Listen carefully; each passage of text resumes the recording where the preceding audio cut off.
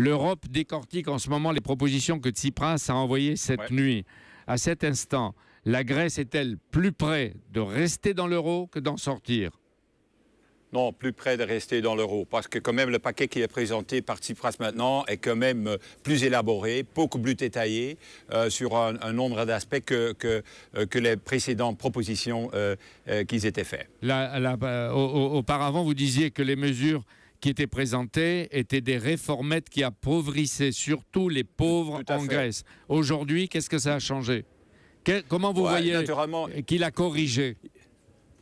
Par exemple, la corruption, dans les précédentes propositions, c'était une phrase très simple. On va combattre la corruption, mais sans mesure. Maintenant, il y a toute une liste de mesures très concrètes. Aussi sur les privilèges, là où ici, il y a des avances sur les privilèges que les îles ont, les îles grecques, puis aussi les armateurs. Là, on est quand même beaucoup plus précis sur le système de taxes qu'ils vont mettre sur les armateurs, parce qu'il y a un système de privilèges énorme pour ce secteur en Grèce. Donc, je ne vais pas dire que c'est l'idéal. Hein. Ce sera encore très dur pour le peuple grec, ce paquet, mais néanmoins, ouais, il y a des avancées. Vous l'aviez secoué en dénonçant les privilèges des possédants.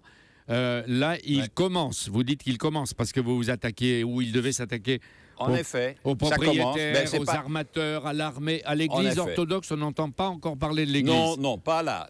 Non. Il y a des limites apparemment en Grèce. L'église orthodoxe, apparemment, c'est la limite. Mais intouchable. Le travail n'est pas fini. Moi, j'ai dit ceci, OK, maintenant, c'est un pas en avant. Maintenant, c'est aussi aux Européens de dire oui au paquet d'emprunts de 53 milliards.